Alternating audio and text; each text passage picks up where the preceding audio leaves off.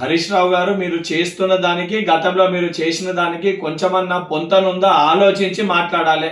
ఈరోజు ఏదైతే 7 శాసనసభ్యులపైన అనర్హత వేటు ప్రకటించాలని చెప్పి మీరు పిటిషన్ దాఖలు చేశారు.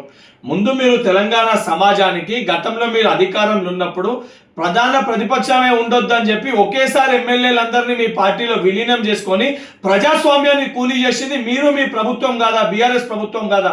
ముందు దానికి సమాధానం చెప్పాలి. ఈరోజు తెలంగాణ రాష్ట్రంలో కాంగ్రెస్ పార్టీ గౌరవ ముఖ్యమంత్రి రేవంత్ రెడ్డి గారు చేసే అభివృద్ధి పనులను, కాంగ్రెస్ పార్టీ ఇంప్లిమెంట్ చేసే స్కీమ్లని ప్రజలు ఏదైతే ఆకర్షితులవుతారో, ప్రజలు ఈ పరిపాలన కోరుకుంటారు. ఈ యొక్క పరిపాలనని అడ్డుకునే ప్రయత్నము, ఆపే ప్రయత్నము మీరు, మీ పార్టీ నాయకులు చేస్తే ఇసొంటి యొక్క నాయకుని, ఇసొంటి యొక్క ప్రభుత్వం నిలబడాలి, దీన్ని బలపరచాలి, ప్రజా ప్రభుత్వాన్ని బలపరచాలని చెప్పని ఒకరొకరుగా మీ పార్టీ ఎమ్మెల్యేలు మా పార్టీలో చేరుతున్నారు, కాంగ్రెస్ పార్టీలో చేరుతున్నారు. అప్పటికిప్పటికీ చాలా వ్యత్యాసం, చాలా డిఫరెన్షియేషన్ ఉంది.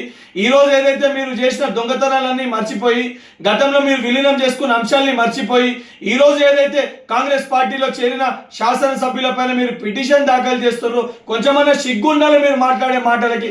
గతంలో మీరు వివరించిన తీరు పట్ల కానీ, గతంలో మాజీ ముఖ్యమంత్రి కల్వకుంట్ల చంద్రశేఖరరావు గారు పూర్తి స్థాయిలో ఏదైతే ప్రధాన ప్రతిపక్షమే ఉండొద్దని చెప్పి ప్రజాస్వామ్యాన్ని కూలీ చేసినప్పుడు మరి ఆ రోజు ఎందుకు నోరెత్తలేదు హరీష్ రావు గారు? ముందు దానికి సమాధానం చెప్పాలని చెప్పని నేను హరీష్ రావుని కోరుతున్నాను.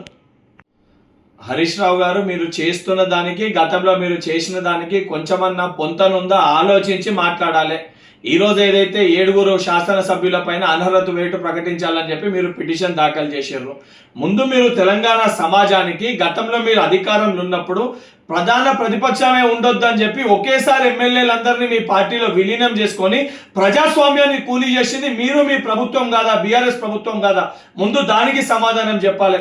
ఈరోజు తెలంగాణ రాష్ట్రంలో కాంగ్రెస్ పార్టీ గౌరవ ముఖ్యమంత్రి రేవంత్ రెడ్డి గారు చేసే అభివృద్ధి పనులను, కాంగ్రెస్ పార్టీ ఇంప్లిమెంట్ చేసే స్కీమ్లని ప్రజలు ఏదైతే ఆకర్షితులవుతారో, ప్రజలు ఈ పరిపాలన కోరుకుంటారు. ఈ యొక్క పరిపాలనని అడ్డుకునే ప్రయత్నము, ఆపే ప్రయత్నము మీరు, మీ పార్టీ నాయకులు చేస్తే ఇసొంటి యొక్క నాయకుని, ఇసొంటి యొక్క ప్రభుత్వం నిలబడాలి, దీన్ని బలపరచాలి, ప్రజా ప్రభుత్వాన్ని బలపరచాలని చెప్పని ఒకరొకరుగా మీ పార్టీ ఎమ్మెల్యేలు మా పార్టీలో చేరుతున్నారు, కాంగ్రెస్ పార్టీలో చేరుతున్నారు. అప్పటికిప్పటికీ చాలా వ్యత్యాసం, చాలా డిఫరెన్షియేషన్ ఉంది.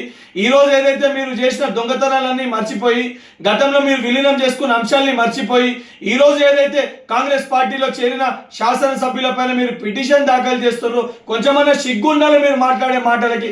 గతంలో మీరు వివరించిన తీరు పట్ల కానీ, గతంలో మాజీ ముఖ్యమంత్రి కల్వకుంట్ల చంద్రశేఖరరావు గారు పూర్తి స్థాయిలో ఏదైతే ప్రధాన ప్రతిపక్షమే ఉండొద్దని చెప్పి ప్రజాస్వామ్యాన్ని కూలీ చేసినప్పుడు మరి ఆ రోజు ఎందుకు నోరెత్తలేదు హరీష్ రావు గారు? ముందు దానికి సమాధానం చెప్పాలని చెప్పని నేను హరీష్ రావుని కోరుతున్నాను.